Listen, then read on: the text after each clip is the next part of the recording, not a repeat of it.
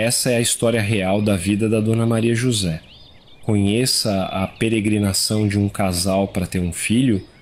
O que aconteceu na vida deles foi surreal, vai deixar todos os seus cabelos em pé. O desfecho desta narrativa vai te surpreender de tal maneira que você jamais imaginou. Prepare-se para uma experiência única.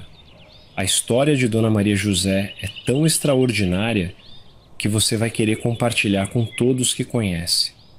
Antes de escutar o relato dela, inscreva-se no canal se ainda não for inscrito e deixe o seu like da confiança.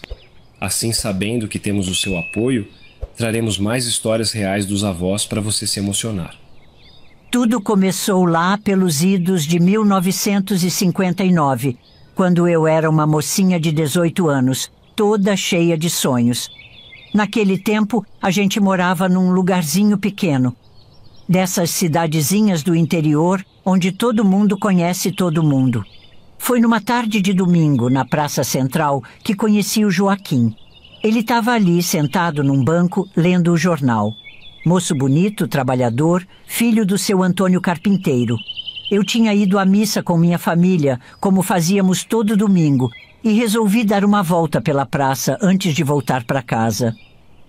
Quando passei perto do banco onde Joaquim estava, nossos olhos se encontraram, e foi ali que senti aquele friozinho na barriga. Minha mãe, Dona Conceição, que Deus a tenha, ficava de olho, mas deixava a gente conversar. O namoro foi daqueles antigos, com respeito. Nos domingos à tarde, a gente ficava conversando na varanda, debaixo do olhar atento da minha sogra, Dona Eulália. Aquela sim era uma figura. Brava que nem uma onça, acho que nem sabia falar, só gritar. Ela dizia que era necessário, caso contrário ninguém a ouvia. Mas com o tempo, a conhecendo melhor, eu sabia que no fundo ela tinha um coração mole. Casamos numa cerimônia simples na igrejinha da cidade. Eu com um vestido branco que minha mãe e a avó Nádia fizeram e Joaquim todo aprumado num terno emprestado do irmão mais velho. A festa foi no quintal de casa, com bolo feito pela minha comadre Zulmira e música tocada pelos primos do Joaquim. Nossa vida de casados começou numa casinha simples, mas cheia de amor. Era em um lugar mais afastado, parecia um sítio, mas sem os animais. Quer dizer, tinha o Lelo e o Chocolate. Nossos cães que eu trouxe lá da casa da mãe já eram adultos. Joaquim sempre foi um homem de mãos calejadas. Era carpinteiro desde menino, profissão que aprendeu com o pai, e passava os dias trabalhando em sua pequena oficina no quintal, fazendo móveis sob encomenda. Com paciência e dedicação, ele transformava pedaços de madeira em verdadeiras obras de arte. Eu, por outro lado, cuidava da casa e vendia doces caseiros na feira aos finais de semana. Fazia bolos de fubá e biscoitinhos amanteigados, conhecidos por toda a região. E, é claro, também aprendi desde pequena com a mãe e a avó. Nossa luta para ter um filho começou logo depois do casamento. No início, Joaquim e eu nem nos preocupávamos muito. Afinal, éramos jovens e tínhamos toda a vida pela frente. Minha comadre Zulmira, que já tinha 3 filhos, sempre me dizia: "Calma, Zezé. Quando Deus quiser, vem. É só ter paciência." E eu acreditava nisso de coração. Os primeiros meses foram cheios de expectativa. Cada vez que minha menstruação atrasava, mesmo que fosse só por um dia, eu já ficava toda alvoroçada. Mas sempre vinha aquela decepção quando o sangramento começava. Joaquim, coitado, tentava me consolar. "Não se preocupe, meu bem. Nosso tempo vai chegar", ele dizia, me abraçando forte. Conforme o tempo passava, comecei a notar os olhares e os cochichos. Numa cidade pequena como a nossa, todo mundo sabia da vida de todo mundo. As vizinhas começaram a perguntar, com aquele jeito de quem não quer nada: "E aí, Zezé, nenhuma novidade ainda?" Eu sorria amarelo e desconversava, mas por dentro meu coração apertava. Dona Eulália, minha sogra, era a que mais se metia. Todo domingo, quando íamos almoçar na casa dela depois da missa, ela vinha com uma receita nova. Toma esse chá de folha de amora, menina. Foi assim que eu tive meus 6, ela dizia, me entregando um saquinho de folhas secas. Eu agradecia e tomava, mesmo sem muita fé. Afinal, não custava tentar, não é mesmo? Foi aí que começou nossa peregrinação. Primeiro foram os chás. Uxi amarelo, unha de gato, folhas de framboesa vermelha, maca peruana, gengibre, dente de leão, folhas de amora, alecrim. Acho que tomei chá de tudo quanto é mato que existe nesse mundo. Depois vieram as simpatias. Lembro de uma que a dona Josefa, nossa vizinha, me ensinou. Tinha que dormir com uma colher embaixo do travesseiro na noite de lua cheia.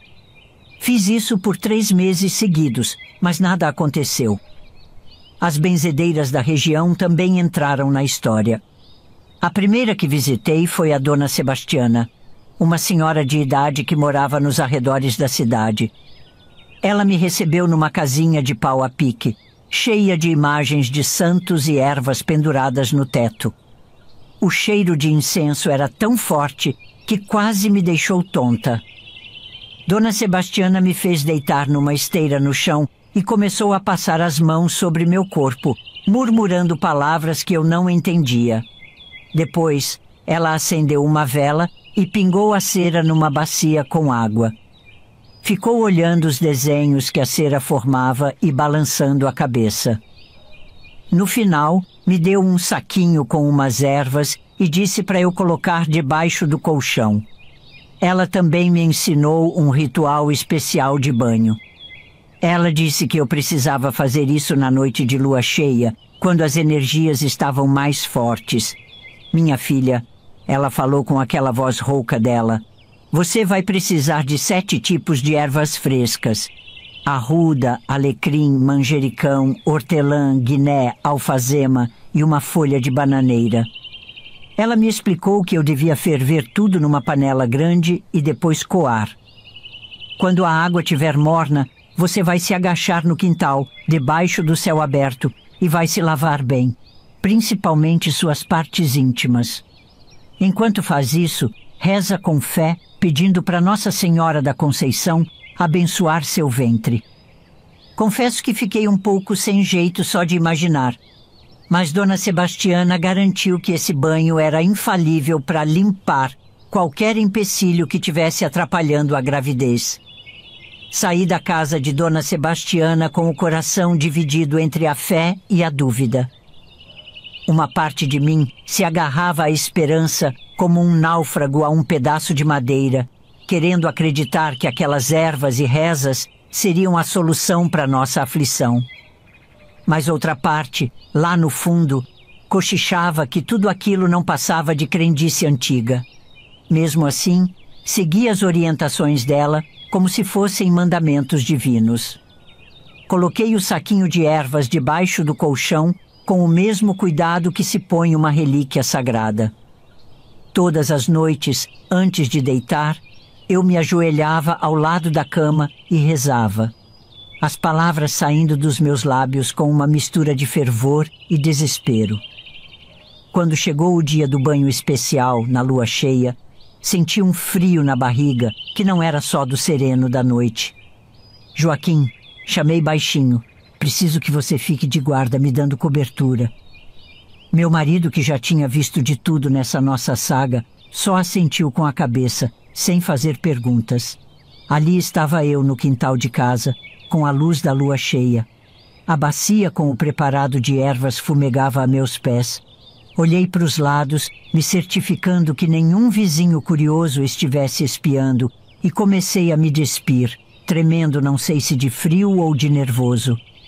Quando me agachei e comecei a me lavar, sussurrando as orações que Dona Sebastiana tinha me ensinado, senti uma mistura de vergonha e determinação que nunca tinha experimentado antes. Minha Nossa Senhora, pensei, sentindo a água morna escorrer pelo meu corpo, a que ponto eu cheguei? Me conta uma coisa, minha filha. Você já passou por alguma provação parecida com a minha para ter um bebê? Alguma simpatia maluca? Será que deu certo? Ou conhece alguém que tenha feito de tudo que nem eu fiz? Mas os meses foram passando e nada acontecia. Sem contar as tais posições que eu e Joaquim fazíamos, de acordo com as mulheres que já tinham seus filhos. Mas sempre frustrada por mais uma tentativa fracassada, eu começava a ficar desesperada. Joaquim, sempre paciente, me consolava. Mas eu via nos olhos dele que ele também estava sofrendo. A gente já nem sabia mais o que inventar na cama. Parecia que tínhamos virado aqueles artistas de circo, fazendo todo tipo de contorção. É cada uma que mais parece duas, viu? Foi nessa época que conheci a Dona Antônia, uma parteira famosa da região. Ela era conhecida por ajudar mulheres que tinham dificuldade para engravidar. Fui até a casa dela numa tarde de sábado, acompanhada da minha mãe. Dona Antônia nos recebeu com um sorriso bondoso e nos ofereceu um café. Enquanto tomávamos o café, ela me fez várias perguntas. Queria saber sobre meu ciclo menstrual, se eu sentia dores, se tinha corrimento.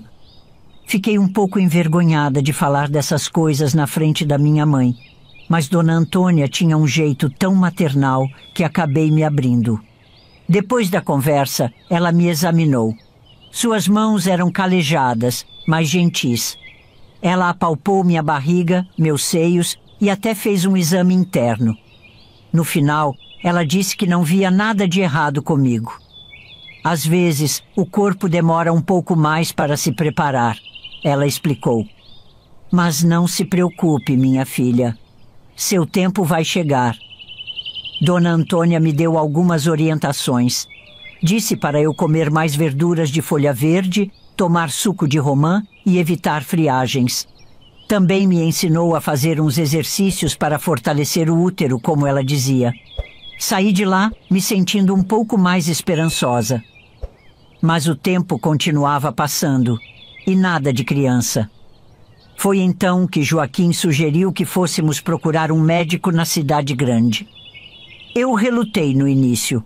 Tinha medo do que o médico poderia dizer, medo de descobrir que havia algo de errado comigo. Mas Joaquim insistiu, dizendo que precisávamos tentar todas as opções. E assim começou nossa jornada aos médicos da cidade. Naquela época, viver no interior era bem diferente. Não tínhamos carro, imagina. Quem tinha um automóvel era visto como pessoa rica. A gente se virava de ônibus e, mesmo assim, não era fácil. Os trajetos eram longos, a poeira do chão de terra se levantava e entrava pelas frestas das janelas do velho ônibus azul e branco.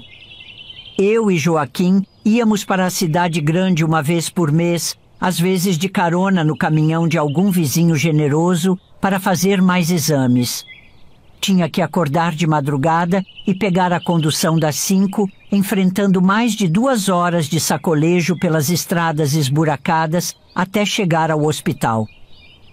Chegando ao consultório do Dr. Ernesto, fiquei impressionada. Era tudo tão diferente do posto de saúde da nossa cidade. As cadeiras eram estofadas, havia revistas novas na mesa de centro e até uma televisão passando o jornal. A secretária, toda arrumada, nos recebeu com um sorriso e pediu para esperarmos. Quando finalmente entramos no consultório, meu coração estava na boca. Dr. Ernesto era um senhor de meia idade, com cabelos grisalhos e um jeito calmo de falar. Ele nos fez várias perguntas, anotando tudo numa ficha. Quando contei sobre os chás e as simpatias, ele sorriu de leve, mas não fez nenhum comentário. Depois da conversa, ele me examinou. O exame foi bem mais detalhado do que o da Dona Antônia. Ele usou uns aparelhos que eu nunca tinha visto antes. No final, ele pediu vários exames de sangue e disse que precisaríamos voltar em 2 semanas para ver os resultados. Saímos do consultório com uma mistura de esperança e apreensão. Por um lado, estava aliviada por finalmente estar fazendo algo mais científico. Por outro, tinha medo do que os exames poderiam revelar. E se houvesse algo realmente errado comigo? As 2 semanas de espera foram as mais longas da minha vida. Eu rezava todas as noites, pedindo a Deus que os exames não mostrassem nada de grave. Joaquim, sempre meu porto seguro, me dizia que, acontecesse o que acontecesse, estaríamos juntos. Quando voltamos ao Dr. Ernesto para ver os resultados, eu estava tão nervosa que minhas mãos tremiam. Ele olhou os papéis por um tempo que pareceu uma eternidade. Depois, levantou os olhos e disse: Dona Maria José, pelos exames, não vejo nada de anormal com a senhora. Sua saúde está ótima. Por um lado, fiquei aliviada. Por outro, frustrada. Se não havia nada de errado comigo, por que eu não conseguia engravidar? Foi então que o Dr. Ernesto disse algo que me pegou de surpresa. Dona Maria José, às vezes essas coisas são mais complicadas do que parecem. Já consideraram consultar um especialista na capital? Fiquei sem palavras. Nunca tinha pensado em ir tão longe para buscar ajuda. O Dr. Ernesto continuou. Lá na capital, eles têm equipamentos mais modernos e podem fazer exames mais detalhados, tanto na senhora quanto no seu marido. Ele fez uma pausa e então acrescentou: Sabe, Dona Maria José, às vezes não há nada de errado com nenhum dos dois. Pode ser apenas uma questão de incompatibilidade entre o casal. A natureza tem seus mistérios que a gente ainda não entende direito.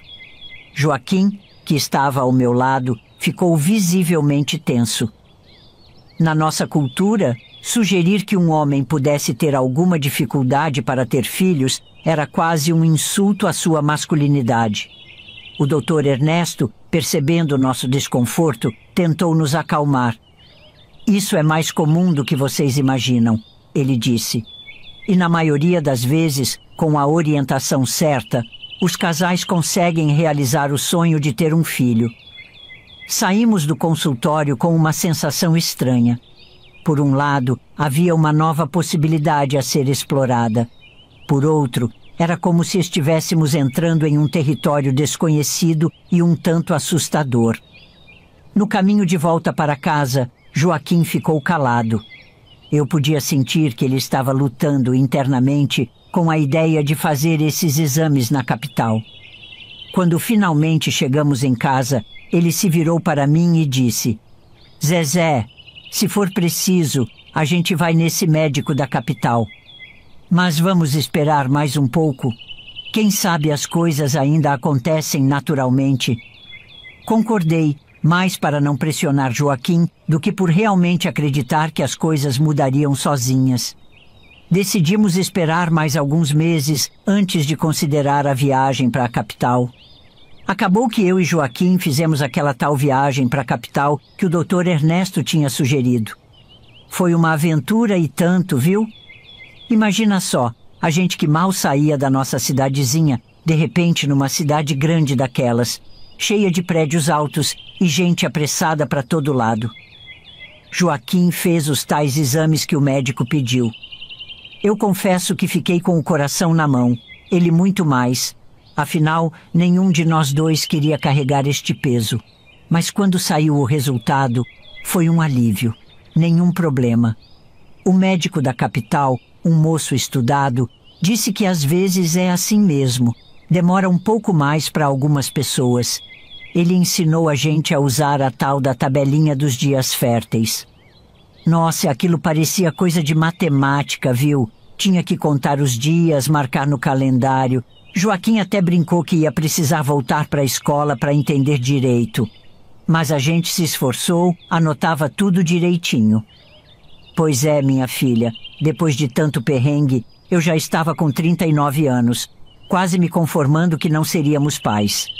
Quer dizer, mais ou menos conformada, porque no fundo a gente nunca perde a esperança de vez, não é mesmo? Enquanto há fé, há esperança, essa que é a verdade. Até que um dia, uma mudança sutil aconteceu. Lembro de cada detalhe. Era uma manhã quente de primavera. Eu estava varrendo o quintal, debaixo da nossa velha mangueira, quando senti uma tontura repentina. Me apoiei no tronco da árvore e fiquei parada, esperando aquilo passar. No começo pensei que era só fraqueza. Talvez porque eu já não estivesse comendo direito, preocupada com tanta coisa. Mas logo depois, o enjoo começou a me incomodar. Comecei a enjoar do cheiro do café. Eu, que sempre gostei tanto de um cafezinho fresco. Joaquim percebeu que algo estava estranho comigo. Ele, que sempre foi observador, me olhou no jantar e perguntou: Zezé, você tá bem? Parece abatida. Eu disse que era só cansaço, mas por dentro um medo e uma esperança nasciam ao mesmo tempo. Será que dessa vez era verdade? Como já disse, não tínhamos carro, então resolvi esperar até a próxima consulta marcada com o Dr. Ernesto. 2 dias depois, peguei o ônibus sozinha. Me lembro de estar tão nervosa que mal conseguia olhar pela janela, vendo o mato seco e as fazendas passarem devagar. Não era como hoje, que basta comprar um teste de farmácia para saber se a mulher está grávida. Quem me dera. Naquele tempo, tudo dependia de sintomas e daqueles exames de sangue demorados que me deixavam ansiosa por dias. Para saber, a gente tinha que se submeter a um tanto de coisa e os médicos ainda não tinham muita certeza de nada. Quando cheguei, o Dr. Ernesto me olhou com aquela cara de quem já conhecia minha história de cor e salteado. Ele pediu para eu deitar e começou a examinar minha barriga com aquele jeito sério dele. Eu sabia que não podia ficar criando esperança à toa, mas tinha uma coisa dentro de mim dizendo que dessa vez era diferente. O doutor terminou o exame, deu um suspiro e pediu uns exames de sangue. Disse que era para ter certeza, mas que os sinais eram bons. Dali já fui e fiz o exame. E fui embora na expectativa. Dias de aflição, com os sintomas persistindo, eu nunca imaginei que gostaria de estar me sentindo mal. Uma semana depois, voltei para pegar o resultado. O doutor Ernesto abriu o envelope, olhou os papéis e falou: Maria José, a senhora está esperando um bebê. Aquelas palavras eram tudo o que eu sonhava ouvir. Ele explicou que a confirmação estava ali no exame de sangue e eu senti meu coração bater tão forte que achei que ia desmaiar. Me levantei devagar, a cabeça rodando, e aí as lágrimas vieram. Eu estava mesmo grávida. Glória a Deus, 20 anos de casada e agora eu estava ali, com a minha sementinha germinada. O doutor me orientou a não me agitar muito e avisou que por causa da minha idade era uma gravidez de risco. Falou que eu não podia andar muito nem fazer esforço. Saí do consultório meio tonta, ainda tentando entender tudo aquilo. Peguei o ônibus de volta para casa. Joaquim estava no quintal, mexendo na horta como sempre fazia. Parei no portão, o coração batendo que nem louco. Ele me olhou e sorriu, sem entender nada. Eu mal conseguia falar. Só estendi a mão para ele, que veio correndo. Joaquim, conseguimos. Eu tô grávida. Ele ficou parado, os olhos arregalados, e então me abraçou com tanta força que quase fiquei sem ar. A partir daquele dia, nossa vida mudou. Ele cuidava de cada detalhe, querendo que tudo fosse perfeito. Misturou ele mesmo a tinta para o quartinho, escolhendo um tom de amarelo claro que trazia uma luz suave e acolhedora para o ambiente. Estávamos prontos para receber uma menina ou um menino, o que Deus quisesse nos enviar. Ele fez o berço com as próprias mãos, de madeira de uma árvore que ele cortou e esculpiu com carinho. Tudo o que fizemos foi com tanto amor. A nossa família estava quase sem acreditar. Depois que viram minha barriguinha começando a crescer, aí sim começaram a me tratar como grávida. Mas no fundo havia um medo. Cada consulta era um momento de angústia. Não tínhamos ultrassom, e o único jeito era o Dr. Ernesto apalpar e me ouvir. E eu observava cada expressão no rosto dele, procurando algum sinal de que algo estava errado. E então, no último trimestre, recém-completado 8 meses. O medo se tornou realidade. As dores começaram a vir do nada, e a cada vez que elas vinham, pareciam mais fortes. Uma manhã, acordei com uma dor tão intensa que quase não consegui levantar da cama. Joaquim me pegou no colo e disse que iríamos ao hospital. Mas a condução mais rápida que tínhamos era a jardineira do seu Arlindo, um vizinho nosso que tinha uma caminhonete velha. A viagem até o hospital parecia não ter fim. Cada buraco naquela estrada de terra me fazia sentir como se tivessem enfiando uma faca na barriga. Quando finalmente chegamos, entramos às pressas no hospital. Uma enfermeira nos viu e logo chamou o doutor Ernesto, que antes de chegar já pediu para irem me internando na hora, e eu sentindo que nosso bebezinho estava correndo perigo. Me botaram num quarto frio e eu não parava de rezar, pedindo a Deus que salvasse meu filho. Mas as dores só pioravam. Aí, no meio da madrugada, as contrações ficaram insuportáveis. Gritei tanto que acho que até lá na casa da minha mãe escutaram. O Joaquim ficou chocado me olhando. O doutor Ernesto chegou correndo com umas enfermeiras e foi aí que meu bebê nasceu, pequenininho e frágil que nem um passarinho. Mal tive tempo de ver meu menino. Eles o levaram às pressas para uma salinha, dizendo que precisavam fazer os primeiros socorros. Ele não chorou como deveria. Fiquei ali, deitada, o coração na boca, rezando para todos os santos que conhecia. Depois do que pareceu uma eternidade, os médicos voltaram. A cara deles? Nada boa. Nos disseram o que eu mais temia, que ele não resistiu. Naquele momento, o mundo se apagou. Era como se uma parte de mim tivesse morrido ali, naquele hospital. Eu me senti vazia, oca mesmo, sem vida. Joaquim estava ao meu lado, mas o seu olhar, antes tão cheio de esperança, parecia perdido. Ele não sabia o que dizer, e eu também não tinha palavras. A equipe médica explicou que fizeram de tudo, mas nosso bebê era pequeno demais para sobreviver. O doutor Ernesto tentou ser gentil, dizendo que a natureza às vezes segue um caminho cruel. Mas para mim não havia justificativa que bastasse. Eu queria ver meu bebê, queria tocá-lo, mesmo sabendo que ele não respirava mais. Joaquim, sempre tão forte, pediu para que trouxessem o pequeno corpo. Eu o segurei nos braços, sentindo seu peso leve. Era um menino.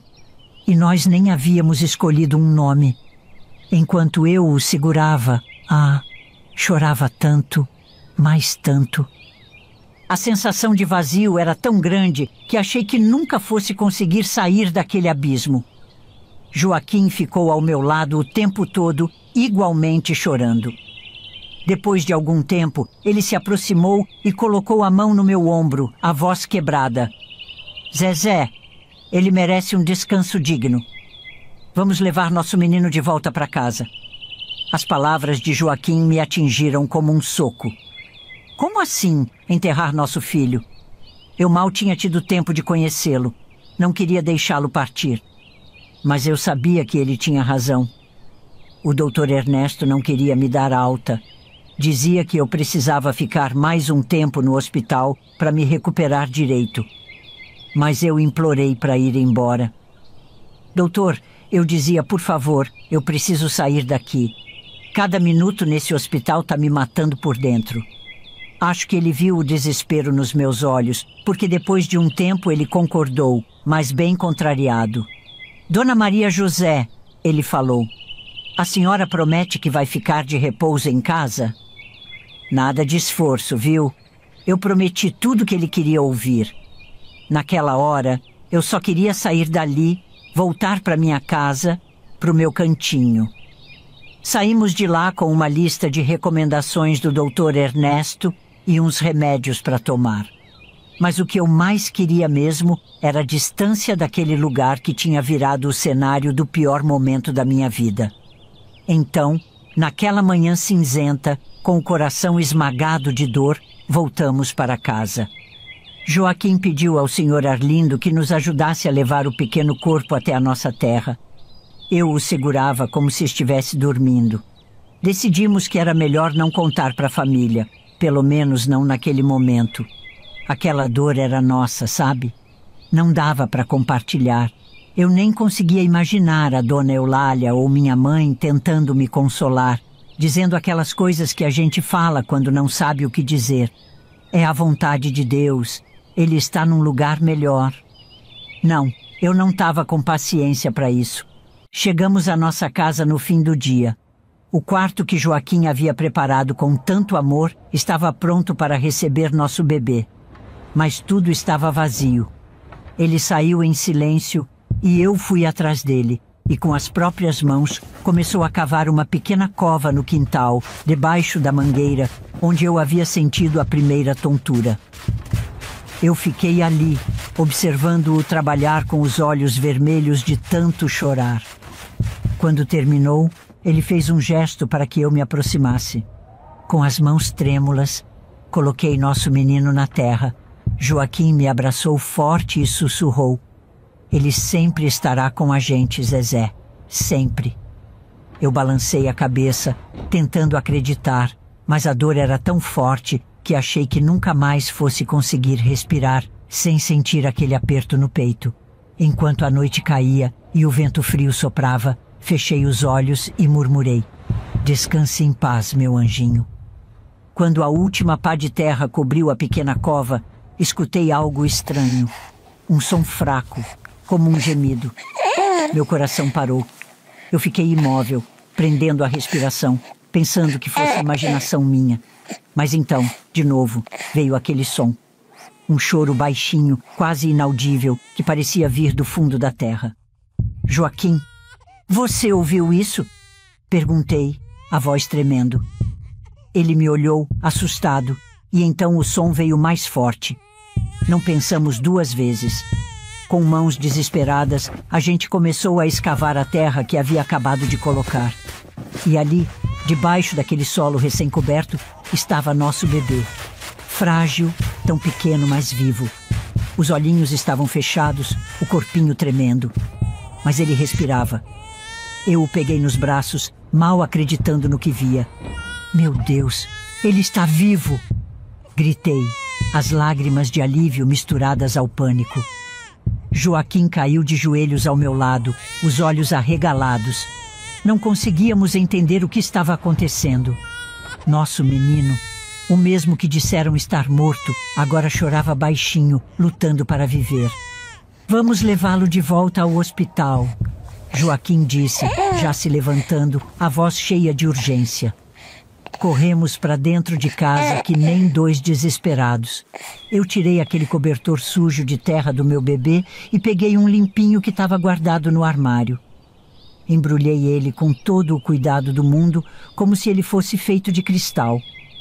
Mais uma vez, fomos de carona com o seu Arlindo. Coitado, quando viu a gente chegando com o bebê nos braços, ficou branco que nem papel. "Milagre!" ele gritava. "É um milagre divino." Ele dirigia e rezava ao mesmo tempo, pedindo a Deus que protegesse nosso anjinho. O caminho para o hospital parecia não ter fim. Cada segundo era uma agonia. Eu segurava meu bebê contra o peito, sentindo aquela respiração fraquinha, com medo de que ela parasse a qualquer momento. Se você crê, como eu, na intervenção divina, escreva este versículo de Mateus nos comentários. "Tudo o que pedirem em oração, se crerem, vocês receberão. Em troca, te darei um coraçãozinho no seu comentário, como forma de agradecimento pela sua participação e fé compartilhada." Quando finalmente chegamos ao hospital, demos de cara com o Dr. Ernesto. Graças a Deus, ele ainda estava de plantão. Menina, a cara dele quando viu a gente, parecia que tinha visto assombração. Ele olhou para o bebê se mexendo nos meus braços e ficou branco que nem cera. O Dr. Ernesto se aproximou devagarzinho, como se tivesse com medo. Ele olhou para o bebê, depois para mim, depois para o Joaquim e de volta para o bebê.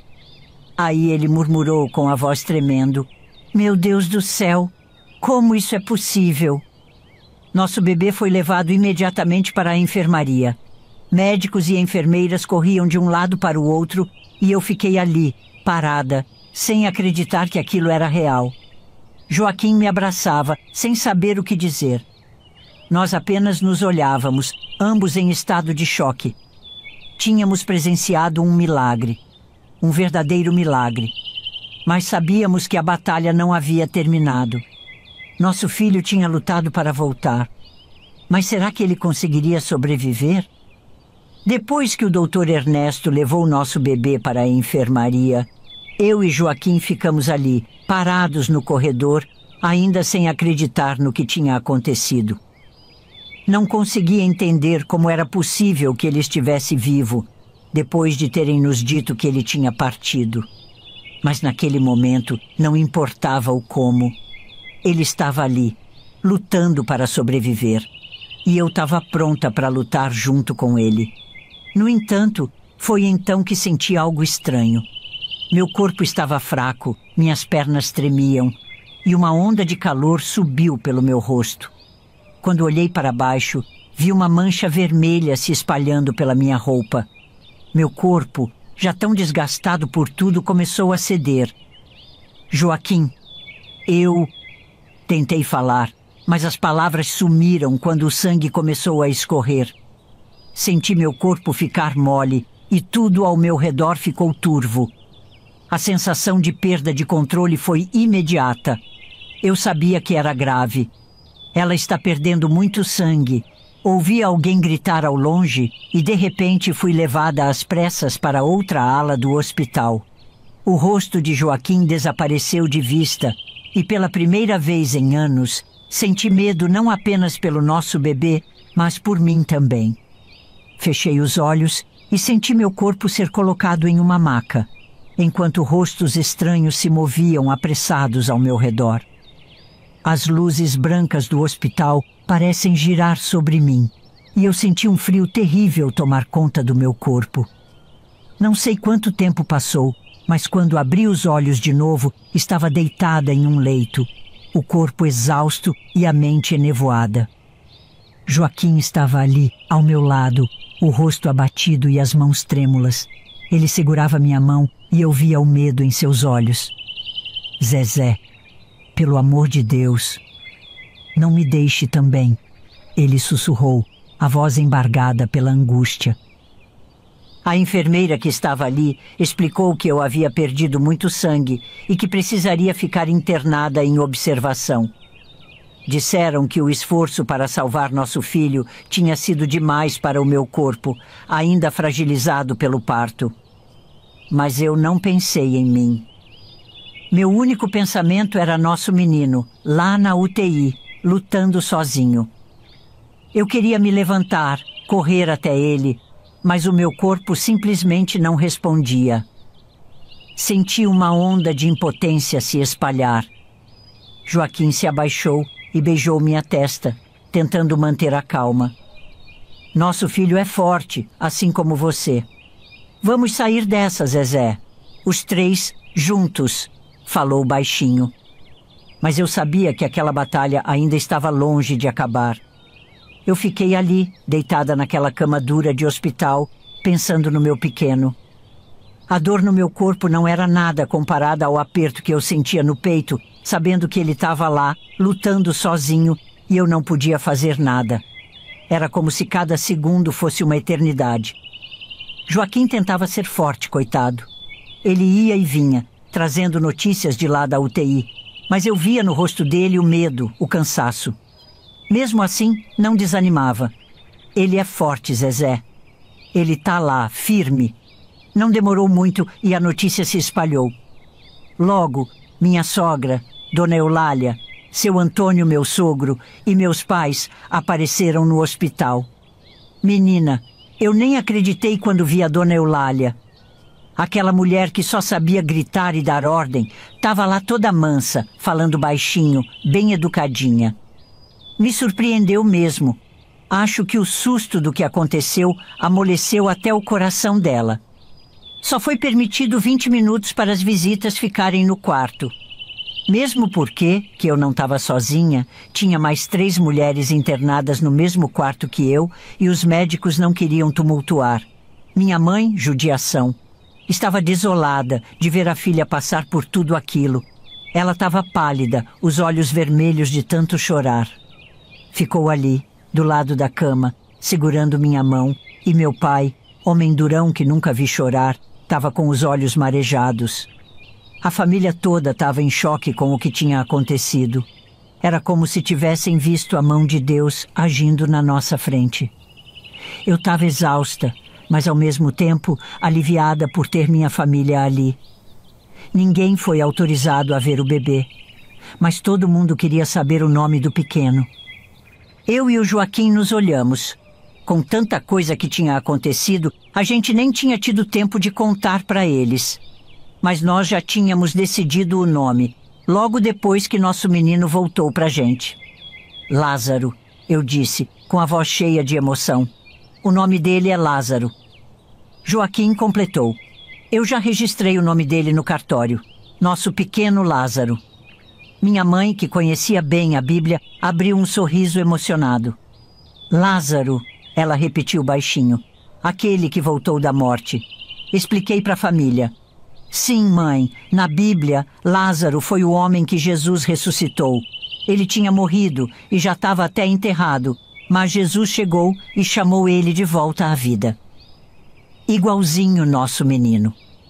Todo mundo ficou em silêncio por um momento, deixando o significado daquele nome penetrar.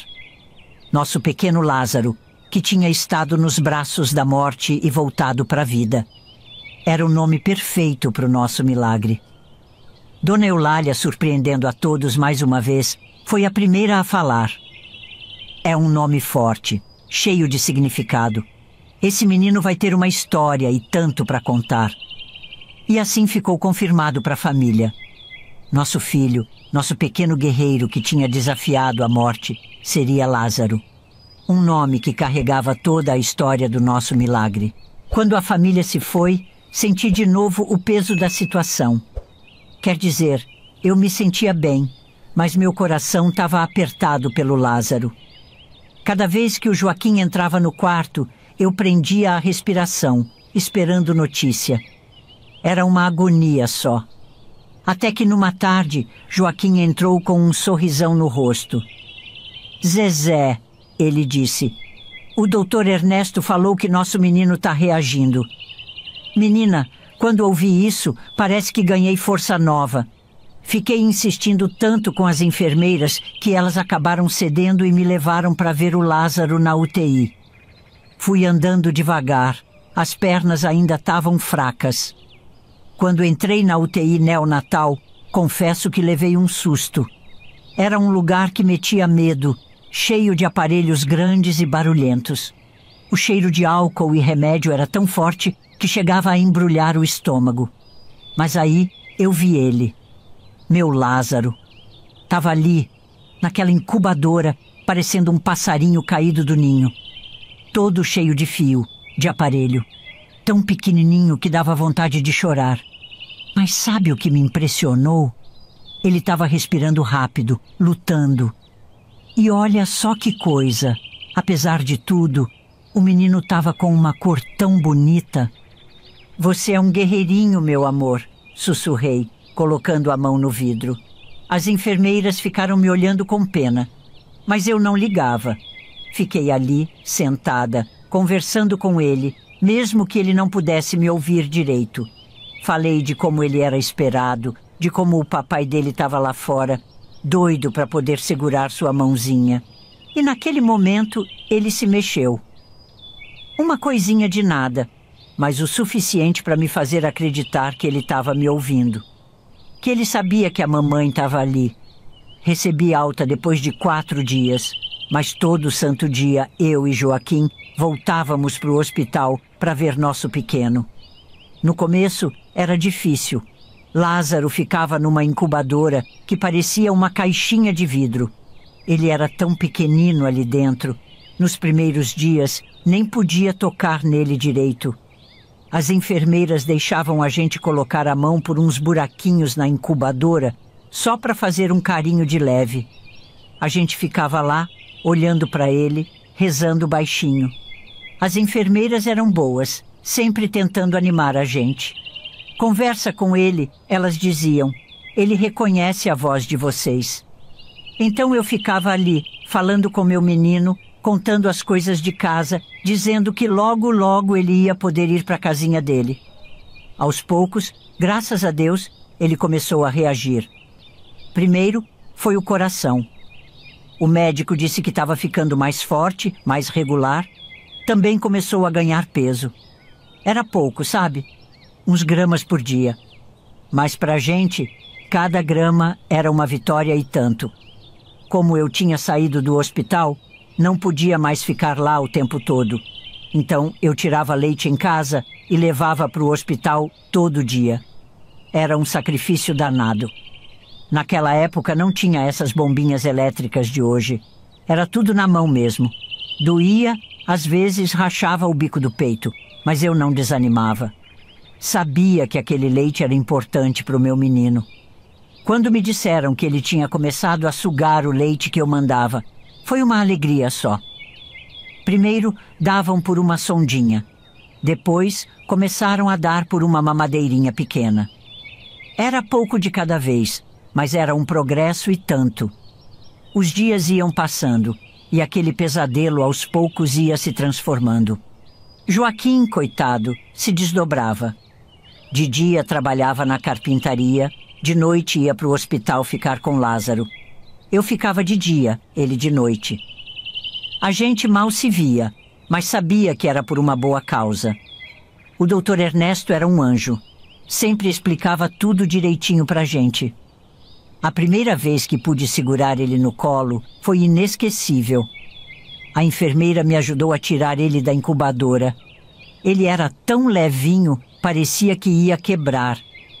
Mas quando senti o calorzinho dele no meu peito, minha filha, não tem palavras para descrever.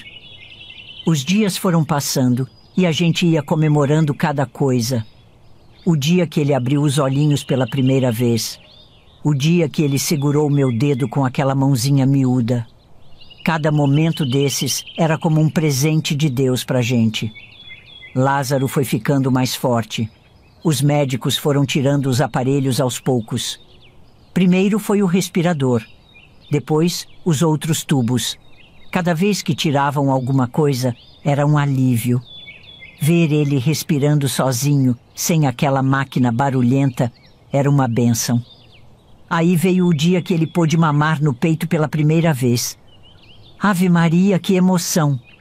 Ele era tão pequenininho que mal pegava o bico do peito direito.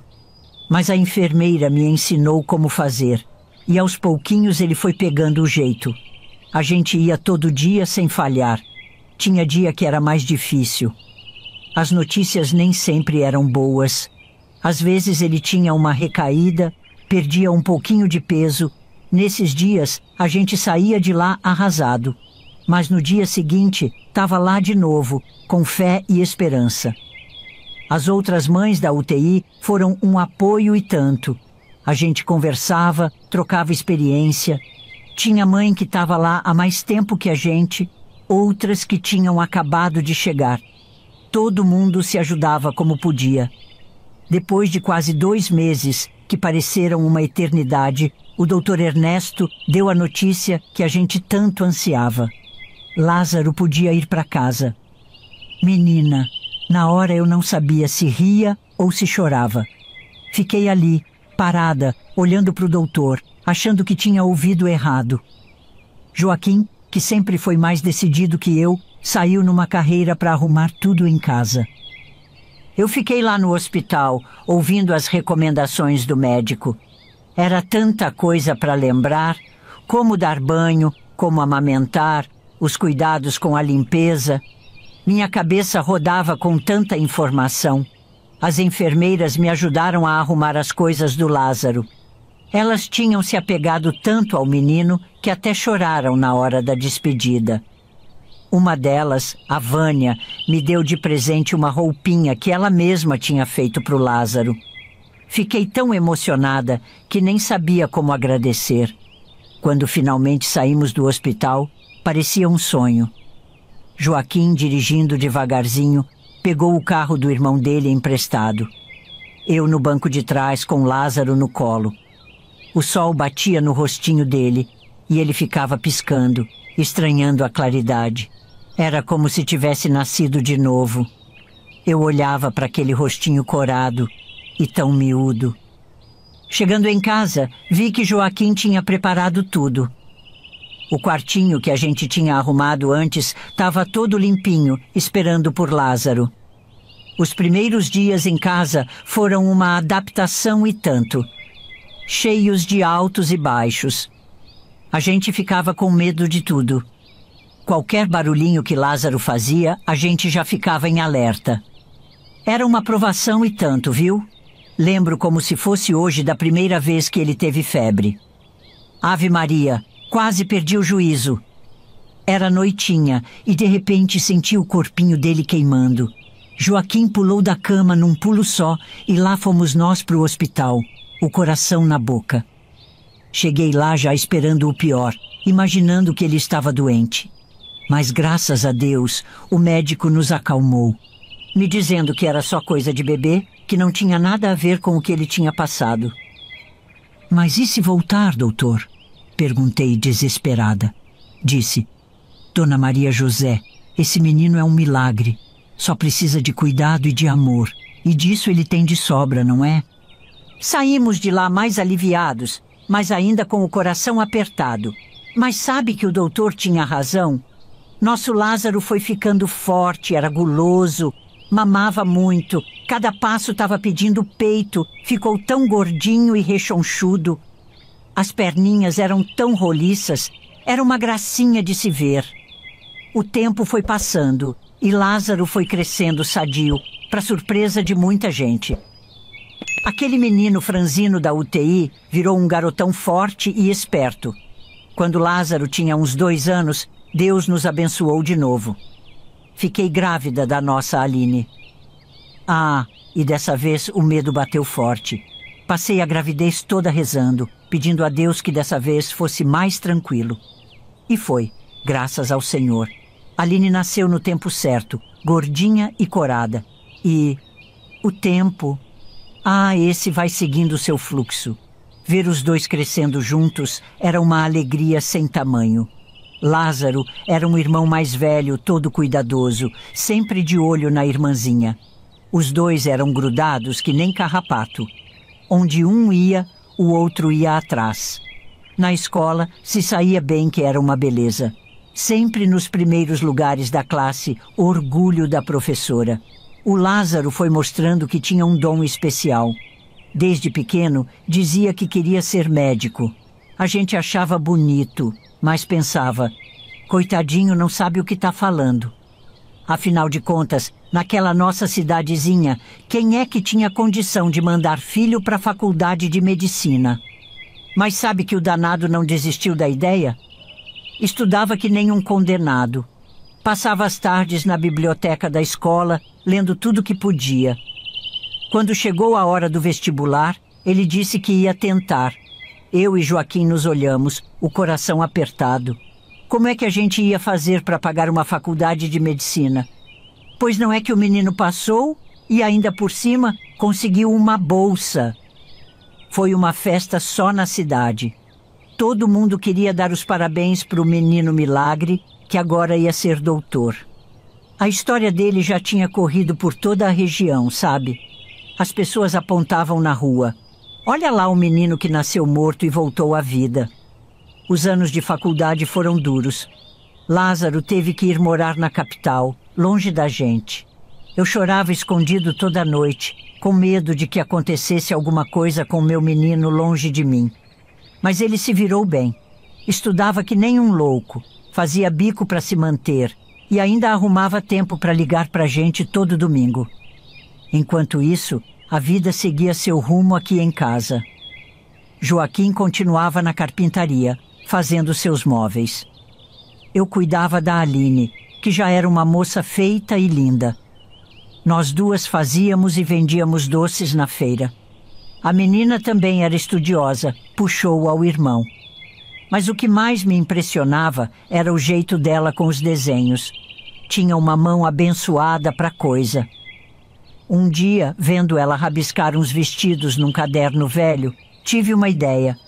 Juntei umas economias e comprei uma máquina de costura para ela. Menina, foi uma alegria só. A Aline ficou doida da vida. Logo começou a fazer suas próprias roupas. No começo, era só umas saias simples, mas com o tempo foi ficando boa. A gente comprava tecido na cidade e ela transformava aquilo em cada vestido bonito que você precisa ver. As amigas começaram a pedir para ela fazer roupa para elas também. Não demorou muito e a Aline já estava fazendo vestido de festa, roupa de domingo para ir na missa, até umas fantasias para o carnaval da cidade. E eu já tinha um lado do meu guarda-roupa cheio de peças feitas pela minha menina. Era de emocionar ver minha menina crescendo assim, desenvolvendo um dom tão bonito. A Aline, veja só, comprava umas revistas modernas da capital, cheias de ideias novas. Enquanto as outras costureiras da cidade só faziam mais do mesmo, repetindo os mesmos modelos de sempre, minha filha vinha com cada novidade que era um espanto. As senhoras mais antigas até torciam o nariz no começo, mas logo todo mundo queria um vestido feito pela Aline.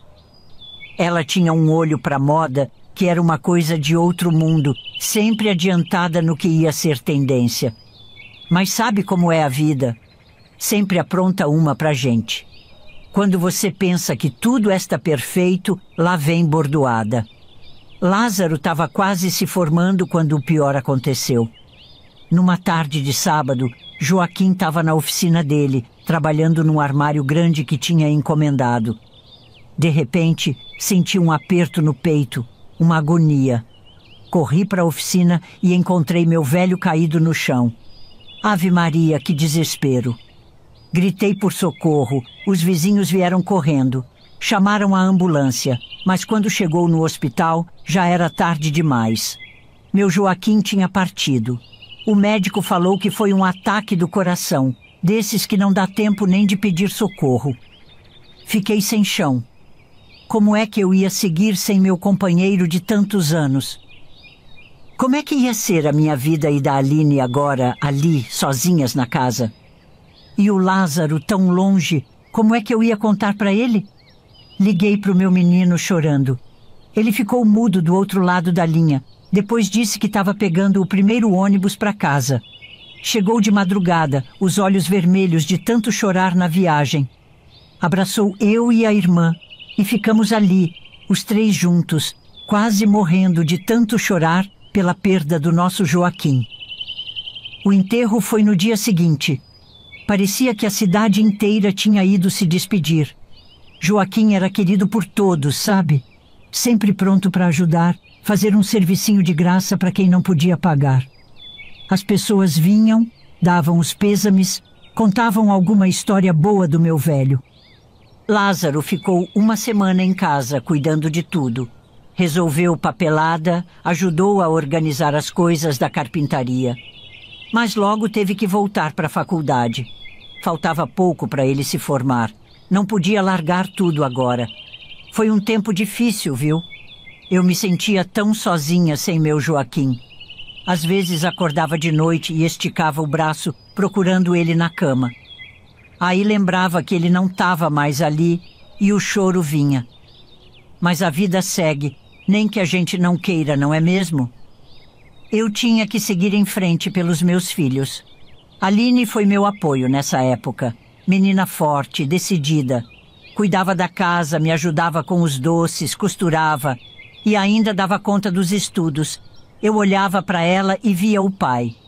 Tinha o mesmo jeito determinado do Joaquim. O tempo foi passando e a dor foi ficando menos aguda. A saudade nunca passa, mas a gente aprende a conviver com ela. E aí, num dia ensolarado de dezembro, chegou a notícia que a gente tanto esperava. Lázaro tinha se formado. A formatura foi uma coisa linda. Eu e a Aline fomos para a capital, toda arrumadas. Quando vi meu menino subindo no palco para receber o diploma, o coração quase saiu pela boca. Pensei no Joaquim, em como ele teria ficado orgulhoso. Procurei pensar que ele estava nos vendo. Isso me trazia conforto. Depois da formatura, Lázaro decidiu voltar para nossa cidade. Disse que queria ficar perto de mim e da Aline, cuidar da gente. Arrumou emprego no hospital da cidade, o mesmo onde ele tinha lutado pela vida quando nasceu. Não demorou muito para o Lázaro ficar conhecido em toda a região. O povo, você sabe como é, cheio de suas crenças, começou a espalhar que ele era uma espécie de escolhido de Deus. Diziam que, igual ao Lázaro da Bíblia, nosso menino tinha voltado da morte por Jesus Cristo. Era de ver a fila que se formava no hospital quando o Lázaro estava de plantão. Vinha gente de longe, sabe? Faziam viagem de horas só para serem atendidos por ele.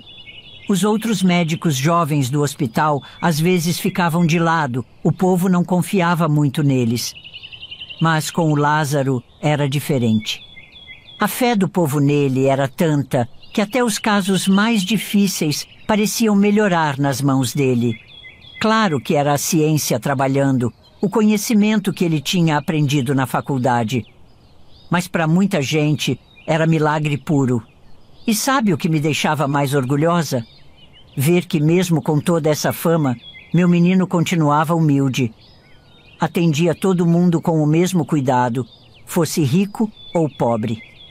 Às vezes, ficava horas a mais no hospital só para dar conta de ver todos os pacientes. Era dedicado que nem o pai. Os mais velhos do hospital logo viram que o Lázaro era diferente. Respeitavam ele não só pelo conhecimento, mas pelo jeito de tratar os pacientes. Era como se ele tivesse nascido para ser médico, sabe? Como se cada momento da vida dele, desde aquele nascimento difícil, tivesse sido preparação para isso. Hoje, tantos anos depois, olho para trás e vejo quanta coisa a gente passou. Às vezes, quando estou sentada na varanda vendo o sol se pôr, penso no meu Joaquim. Sinto falta dele todo santo dia. Mas aí olho para os meus filhos, para os meus netos, e vejo que ele está vivo em cada um deles.